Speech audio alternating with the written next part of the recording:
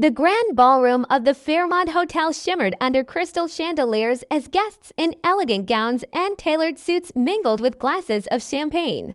My mother's annual charity gala was the biggest social event of the year, attracting wealthy donors, business leaders, and local celebrities. Everyone smiled for cameras and spoke about generosity while waiters moved quietly through the crowd, carrying silver trays of appetizers. I arrived exactly at 7 o'clock wearing a simple black dress I had owned for several years. It was clean, elegant, and comfortable, but it looked plain beside the designer outfits everyone else wore.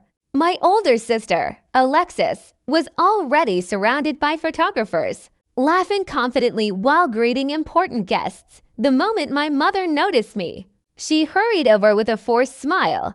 "There you are," she said. "You should have been here an hour ago helping welcome everyone." "The invitation said 7, I replied. "That was for guests. Family should arrive early." Her eyes moved over my dress before she sighed. "You're wearing that old dress again." "It still fits. I suppose it will have to do." Without waiting for my response, she led me around the ballroom, introducing me to donors. "This is my younger daughter, Sophie. She works with computers or something like that. I'm a software engineer." I corrected politely. The conversations ended quickly after that, because everyone was much more interested in Alexis and her impressive corporate title. Dinner began with 5 elegant courses prepared by a famous chef. Our family sat together near the front of the ballroom. Dad checked the fundraising numbers on his phone. "We've already raised $180,000. Mom smiled proudly. "We need $500,000 tonight if we want to fund the new pediatric." When she looked around the table, family should lead by example. She turned toward my brother first. "Julian, your donation." "50,000, he answered. "And Alexis?" "75,000. Cameron's company is matching it." Mom beamed before looking at me. "Sophie?" "I donated $5,000 during the online campaign last month." The entire table became silent. "Only 5,000. Mom asked loudly. "I donated what I could comfortably give."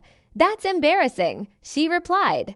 "Your sister is donating 15 times more. She also earns much more than I do." "That's not an excuse. If you lived somewhere cheaper and stopped wasting money, you could contribute properly." "I live in a small apartment." "Exactly." People at nearby tables had begun listening. "I think we should discuss this later," I said quietly. "No," my mother answered firmly. "You've always been selfish with money. I've never asked you for financial help. You owe this family. We raised you. We supported you. Now it's your turn to give back." I stared at her. "What exactly are you asking?" She folded her arms. "Either increase your donation to $50,000 tonight, or don't bother coming to future family events." For a moment, I thought I had misunderstood. "You're threatening to cut me off because I won't donate $50,000. "I'm asking you to show loyalty." "I already did." "Not enough." I slowly stood. "Excuse me. I need to make a phone call." Outside in the hotel lobby, my hands shook as I called someone. Richard answered immediately. "Sophie, is everything okay?" My mother just threatened to disown me unless I donate $50,000 to her charity. There was a brief silence. "What would you like to do?" "I think it's time everyone learns the truth." "You're certain?"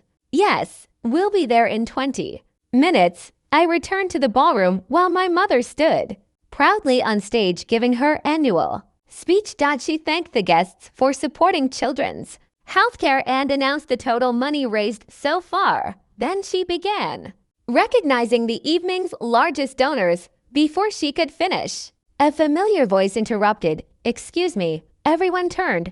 Richard walked toward the stage accompanied by Dr. Patricia Morrison and attorney James Stevens.